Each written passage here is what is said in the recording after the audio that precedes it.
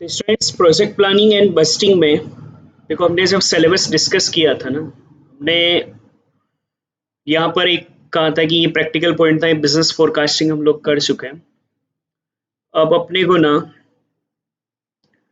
5 chapter ही और पढ़ने रहते हैं प्रैक्टिकली। यहाँ पर एक प्रोजेक्ट बस्टिंग मेथड ये बिल्कुल नया है, मार्जिनल कॉस्टिंग, एक आपका पर सीपीएम, एक बजटरी कंट्रोल और एक आपका स्टैंडर्ड कॉस्टिंग। तो नए जो टॉपिक है वो मेन दो ही है, एक पर सीपीएम वाला और एक आपका प्रोजेक्ट बस्टिंग मेथड। ये हम बाद में रखेंगे, अभी एक बार अपना जो जो पढ़े हुए हैं कंटेंट ही है पीछे के प्रीवियस ईयर से उनको कंप्लीट कर लेते हैं। बिजनेस फोरकास्टिंग फिनिश है अपना। आज हम लोग standard costing and variance analysis शुरू कर रहे हैं। And if you remember standard costing and variance analysis आप लोगों ने सेकंड ईयर में भी रीड करा हुआ है, वही सारा आपको यहाँ भी रीड करना है। तो यहाँ दो तरह के वेरिएंस आप रीड करेंगे, एक आएगा हमारे लिए मटेरियल वेरिएंस, नोट करते चलना, और एक आएगा बेटा हमारे लिए लेबर वेरिएंस।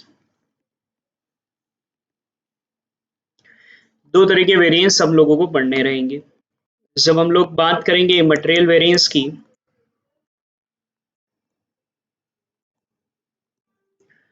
तो मटेरियल वेरिएंस में हम लोग कंटेंट वाइज अगर पढ़ें तो सबसे पहला जो वेरिएंस हमारे लिए आएगा, चार्ट में यहां बना रहा हूं उसके बाद आप बनाना। फर्स्ट टॉपिक जो वेरिएंस में निकलता है वो आएगा हमारे लिए मटेरियल कॉस्ट वेरिएंस। सबसे फर्स्ट वेरिएंस हम लोग मटेरियल कॉस्ट वेरिएंस रीड करते हैं।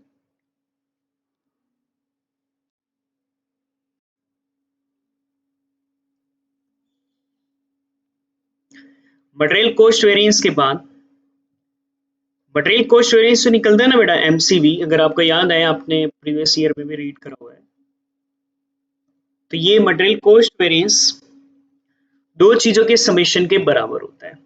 मटेरियल कॉस्ट वेरिएंस अगर हम लोग बनाते हैं तो दो चीजों के समेशन के बराबर बेटा हमारे लिए वैल्यू आती है। एक को हम लोग कहते हैं बेटा मटेरियल प्राइस वेरिएंस और एक को हम लोग बोलते हैं बेटा मटेरियल यूजेज वेरिएंस। दो चीजों के समेशन के बराबर आता है। Material cost variance is equal to होता है हमेशा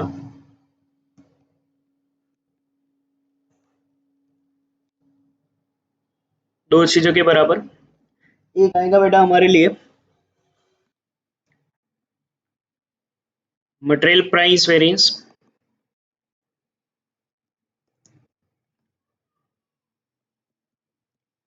मटेरियल यूजेज वेरिएंस।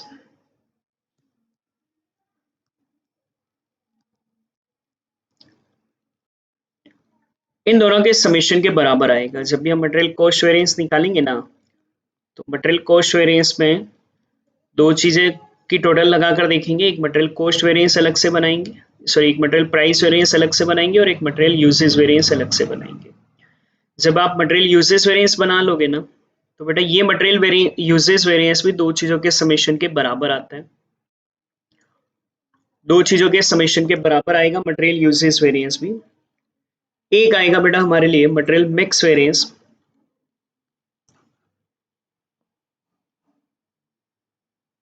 और एक मटेरियल सब यूजेज वेरिएंस या मटेरियल इल्ड वेरिएंस के। कंटेंट में एक बार लिख दूं फिर सारी चीजें याद कराता हूँ। ये चार्ट बनाना है आपको भी, मैं थोड़ा छोटा कर दूंगा उसके बाद आप बनाना। तो ये होगा बेटा हमारे लिए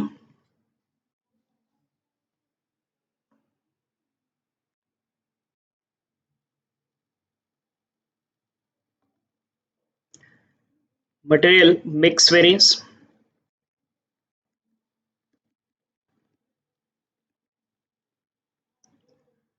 और मटेरियल इल्ड वेरिएंस।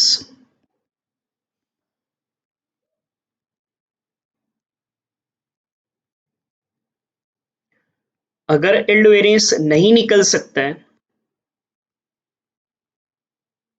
तो मटेरियल सब यूजेज वेरिएंस निकालते हैं। ये आपके कंटेंट वाइज बेटा वेरिएंस एनालिसिस जो हम लोगों को रीड करना है। तो टॉपिक समझ लो एक बार।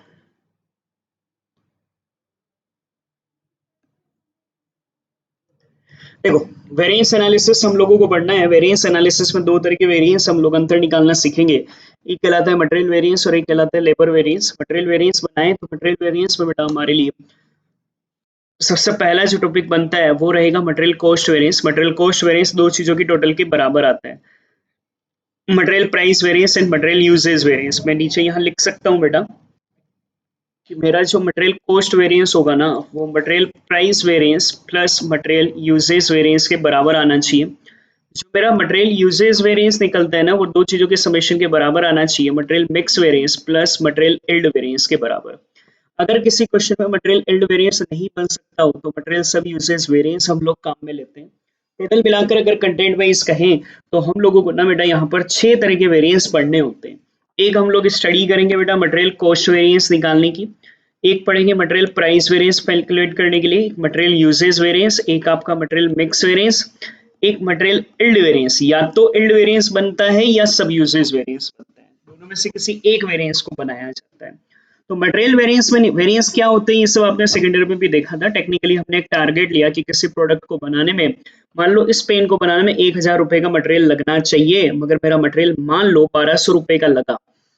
मैंने तो अनुमान लगाया था, वो तो होता है स्टैंडर्ड, उससे तो क्या कहते हैं स्टैंडर्ड। मैंने अनुमान लगाया था 1000 रुपए का लगना चाहिए और एक्चुअल में बेटा मेरे लिए लग गया मान लो 1200 रुपए का, ज्यादा का लग गया ना। ये जो ज्यादा का हमारे लिए लगा है वो निकालना उसे वेरिएंस कहते हैं। अगर अनुमान से ज्यादा खर्चा हो गया है तो हमारे लिए वो एडवर्स कहलाता है, और अगर अनुमान से कम खर्चा हुआ है तो वो हमारे लिए फेवरेबल कहलाता है। हम यहाँ पर material cost variance, material price variance, material usage variance, material mix variance, material yield variance और मटेरियल सब यूसेज वेरिएंस निकालना सीखेंगे।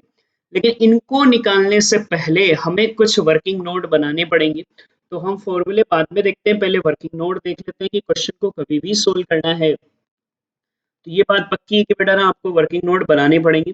सबसे पहले वर्किंग नोट में आप लोग बनाओगे स्टैंडर्ड क्वांटिटी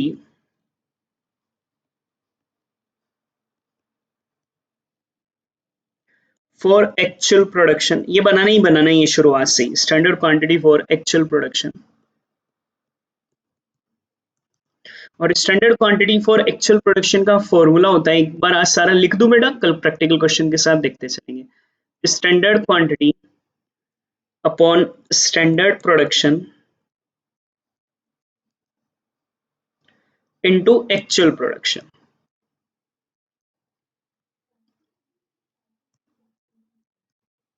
फिर से रिपीट कर रहा हूं, हमें ये 6 वेरिएंस अगर निकालना है तो इन 6 वेरिएंस को निकालने के लिए बेटा हम लोग सबसे पहले standard quantity for actual production निकालेंगे। Standard quantity for actual production का फॉर्मूला होता है standard quantity upon standard production into actual production. जब हम लोग ये जब हम निकाल लेना, अभी देखना मैं 6 तरह के रेशियो आपको पढ़ा रहा हूँ मटेरियल वेरिएंस से रिलेटेड। तो उस सिचुएशन में ना बेटा अपन ने जब ये वर्किंग नोट बना लिया, अभी आप नोट मत करना। अब क्या होता है कि अगर मुझे सबसे पहले मटेरियल कॉस्ट वेरिएंस निकालना है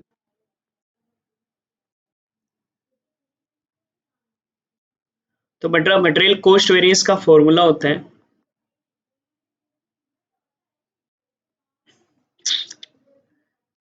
स्टैंडर्ड कॉस्ट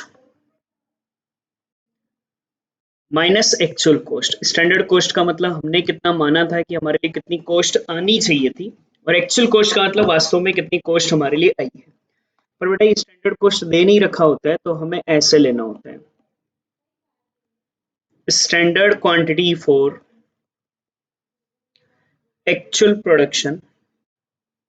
सर ये standard quantity for actual production का मतलब क्या होता है वो भी समझ लो। मान लो मुझे कह रखा है कि स्टैंडर्ड क्वांटिटी 100 यूनिट चाहिए 1000 यूनिट बनाने के लिए, 100 यूनिट चाहिए 1000 यूनिट बनाने के लिए, और मान लीजिए मैंने 2000 यूनिट बनाई बेटा, तो मुझे स्टैंडर्ड रूप से कितने यूनिट मटेरियल रिक्वायर्ड होगा 200 यूनिट। तो वो जो 100 यूनिट स्टैंडर्ड क्वांटिटी दे रखी थी, मैंने अनुमान लगाया था कि मेरे को ना 1000 यूनिट प्रोडक्शन करने के लिए 100 यूनिट क्वांटिटी का रिक्वायरमेंट होगा। तो अगर मैंने 2000 यूनिट बनी हो बेटा तो मुझे 200 यूनिट चाहिए। इसे कहा जाता है हमारे लिए standard quantity for actual production. जब आप standard quantity for actual production निकाल लेना तो अपन 3 तरह के रेशियो तो बना सकते हैं। मटेरियल कॉस्ट वेरिएंस के लिए standard quantity for actual production into standard price, कितने रुपए के मूल्य का प्रोडक्ट है वो, रॉ मटेरियल है वो, माइनस एक्चुअल कॉस्ट का मतलब होता है बेटा एक्चुअल क्वांटिटी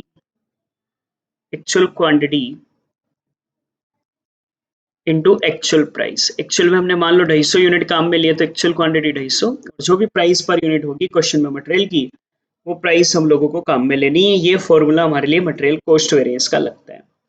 जब हम मटेरियल कॉस्ट वेरिएंस बना लें बेटा,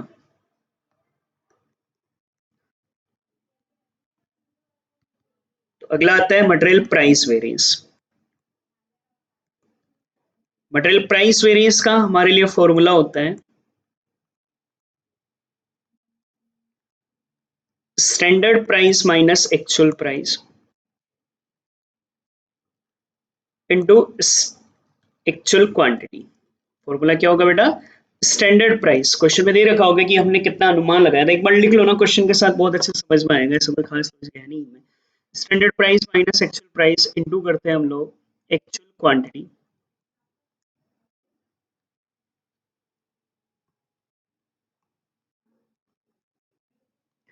या आप लोगों के लिए बेटा मटेरियल प्राइस वेरिएंस निकल कर आ जाता है। मटेरियल प्राइस वेरिएंस के बाद अगर हम लोगों को मटेरियल यूजेस वेरिएंस चाहिए,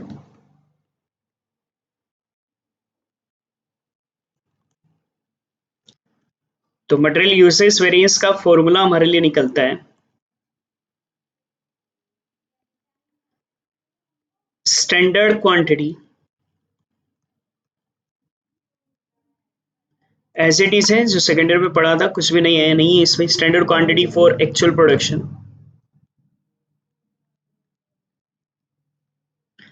माइनस एक्चुअल क्वांटिटी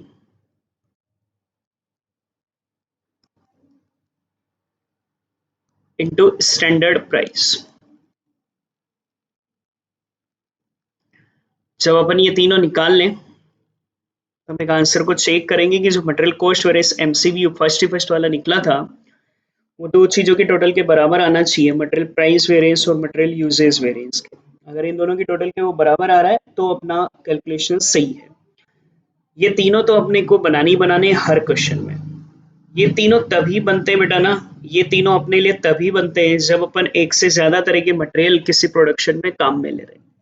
एक से ज्यादा तरह के मटेरियल इन द सेंस, मान लो मैं इस पेन को बनाने के लिए तीन तरह के मटेरियल ए बी सी काम में ले रहा हूँ, ए ले रहा हूँ 20 यूनिट, बी ले रहा हूँ 30 यूनिट, सी ले रहा हूँ 40 यूनिट। एक ही तरह का मटेरियल काम आ रहा है या एक से ज्यादा? सर एक से ज्यादा तरह का मटेरियल काम आ रहा है, तो फिर हमने को उस क्वेश्चन में material mix variance, yield variance, या इल्ड वेरिएंस नहीं हो बन पा रहा हो तो सब यूजेस वेरिएंस सब लोगों को बनाना पड़ता है। फिलहाल यहाँ तक माइंड में सोचो, अगर मुझे मटेरियल वेरिएंस बनाने हैं तो इन तीनों को फाइंड आउट करने के लिए तो मुझे एक ही वर्किंग नोट चाहिए, और उसे कहते हैं standard quantity for actual production. Screenshot ले लेना, आप नोट करते चलना। Standard quantity for actual production बनाने का फॉर्मूला हमारे लिए होता है standard quantity upon standard production into actual production. जब मैं ये बना लूँ बेटा, तो मैं तीन तरह के वेरिएंस तो बना सकता हूँ। मटेरियल कॉस्ट वेरिएंस का फॉर्मूला वैसे तो होता है standard cost minus actual cost, पर स्टैंडर्ड कॉस्ट बनानी पड़ती है, फॉर्मूला बनता है standard quantity for actual production into standard price minus actual quantity into actual price. ये कर लेते हैं तो फिर मटेरियल प्राइस वेरिएंस बनाते हैं। मटेरियल प्राइस वेरिएंस का फॉर्मूला होता है standard price minus actual price into actual quantity. फिर मटेरियल यूजेस वेरिएंस बनाते हैं, और मटेरियल यूजेस वेरिएंस का फॉर्मूला हमारे लिए बनता है standard quantity for actual production minus actual quantity into standard price हम लोग कर देते हैं। मटेरियल कॉस्ट वेरिएंस बेटा हमेशा material price variance and material usage variance के बराबर आना चाहिए। अगर हमारे पास क्वेश्चन में जो मटेरियल काम आ रहा है वो एक से ज्यादा तरह के मटेरियल काम आ रहे हैं, तो फिर अपने को मिक्स वेरिएंस और इल्ड वेरिएंस भी बनाने पड़ते हैं, और ये बनाने के लिए अपने को कुछ वर्किंग नोट और बनानी पड़ेंगी। वर्किंग नोट सेकंड किसके लिए? आगे के लिए मिक्स वेरिएंस और इल्ड वेरिएंस के लिए हमें रिवाइज्ड स्टैंडर्ड क्वांटिटी निकालनी पड़ती है। ये प्रैक्टिकल क्वेश्चन के साथ ज्यादा समझ में आएंगे वो बेटा, भी एक बार आज लिख ले सारा, कल क्वेश्चन के साथ और याद कराता जाऊंगा और क्वेश्चन करते चलेंगे। रिवाइज स्टैंडर्ड क्वांटिटी का फॉर्मूला होता है हमारे लिए standard quantity upon standard mix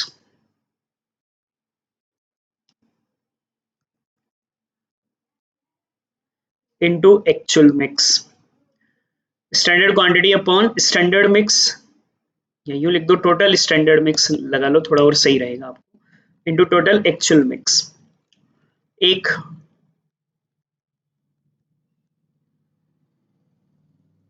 standard yield आपको बनाना पड़ेगा। इल्ड का मतलब होता है प्रोडक्शन, कि प्रोडक्शन स्टैंडर्ड कितना होना चाहिए, और उसका फॉर्मूला होता है standard production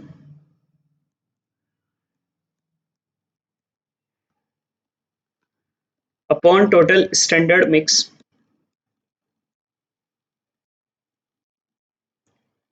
into total actual mix.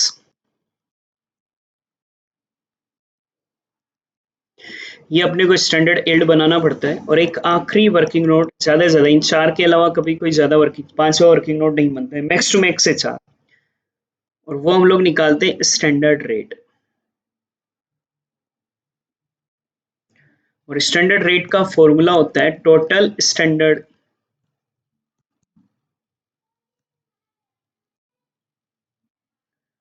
Cost upon total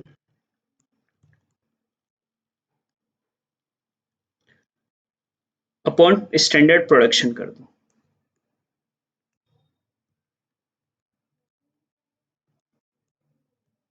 इससे ज्यादा, चार से ज्यादा कोई पांचवा वर्किंग नोट ही पूरे चैप्टर में नहीं बनेगा। और जब आपने ये चारों बना लिए, देखो ये तीनों क्यों बनाने पड़ रहे हैं, जब आपके पास एक से ज्यादा तरह के मटेरियल काम आ रहे हैं, एक ही तरह का मटेरियल काम आ रहा हो बेटा, तो उनमें आपको ये सब बनाने की जरूरत नहीं पड़ेगी। वो तो एक से ज्यादा काम आ रहे हैं, तो आपको ये तीन वर्किंग नोट और बनाने पड़ेंगे। एक तो रिवाइज स्टैंडर्ड क्वांटिटी, और रिवाइज स्टैंडर्ड क्वांटिटी का फॉर्मूला बनता है हमारे लिए standard quantity upon total standard mix into total actual mix. फिर हमारे लिए स्टैंडर्ड इल्ड का फॉर्मूला बनेगा standard production upon total standard mix into total actual mix. और एक स्टैंडर्ड रेट बनानी पड़ेगी, उसका फॉर्मूला बनेगा total standard cost upon standard production. ये हमारे लिए बनेगा। जब ये कर चुके हैं ना बेटा, तो हम लोग बाकी के तीन रेशियो भी, तीन वेरिएंस भी हम लोग कैलकुलेट कर सकते हैं।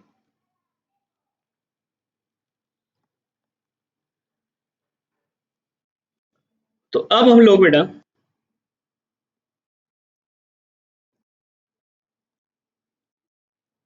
मटेरियल मिक्स वेरिएंस निकाल सकते हैं। मटेरियल मिक्स वेरिएंस का फॉर्मूला बनता है रिवाइज्ड स्टैंडर्ड क्वांटिटी, जो अपन ने निकाला ना वर्किंग नोट 2 में, revise standard quantity minus actual quantity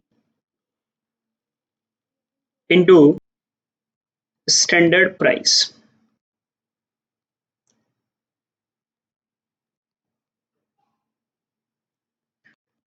फिर बनता है मटेरियल इल्ड वेरिएंस प्रोडक्शन, कि हमने अनुमान कितने का लगाया था, इतने मटेरियल को मिलाकर और कितना प्रोडक्शन हमारे लिए हो गया है, उससे कहते हैं इल्ड। बेटा बाकी के सारे वेरिएंस में रिवाइज, सॉरी स्टैंडर्ड में से एक्चुअल लेस हो रहा है। आप सब में देखोगे ना, तो कहीं ना कहीं स्टैंडर्ड में से एक्चुअल लेस हो रहा है, स्टैंडर्ड में से एक्चुअल लेस हो रहा है, क्योंकि बाकी सब कॉस्ट है। प्रोडक्शन में उल्टा होता है, प्रोडक्शन में ना बेटा आप एक्चुअल इल्ड में से हमने कितना बनाया माइनस स्टैंडर्ड इल्ड करते हैं। स्टैंडर्ड इल्ड जो अपन ने वर्किंग नोट में बनाया, और इनटू स्टैंडर्ड रेट, ये स्टैंडर्ड रेट भी जो वर्किंग नोट 4 में अपन ने बनी। मतलब ये है बेटा कि ये जो दोनों चीजें ना, ये और ये वर्किंग नोट थर्ड और फोर्थ, ये सिर्फ एक ही वेरिएंस के लिए काम आता है, और वह इल्ड वेरिएंस। और इल्ड वेरिएंस तभी बन सकता है बेटा जब अपने पास क्वेश्चन में प्रोडक्शन दे रखा हो। मान लो क्वेश्चन में प्रोडक्शन नहीं दे रखा होता है ना, तो मटेरियल इल्ड वेरिएंस तो तभी बनता है बेटा जब प्रोडक्शन हो। प्रोडक्शन नहीं है तो फिर मटेरियल सब यूजेस वेरिएंस हमारे लिए बनाया जाता है। दोनों में से कोई एक बनता है, दोनों नहीं बनते। या तो क्वेश्चन में इल्ड वेरिएंस बनेगा अगर प्रोडक्शन दे रखा है, नहीं दे रखा है तो फिर मटेरियल सब यूजेस वेरिएंस। इसको बनाने का फॉर्मूला होता है standard quantity for actual production minus revise standard quantity into standard price.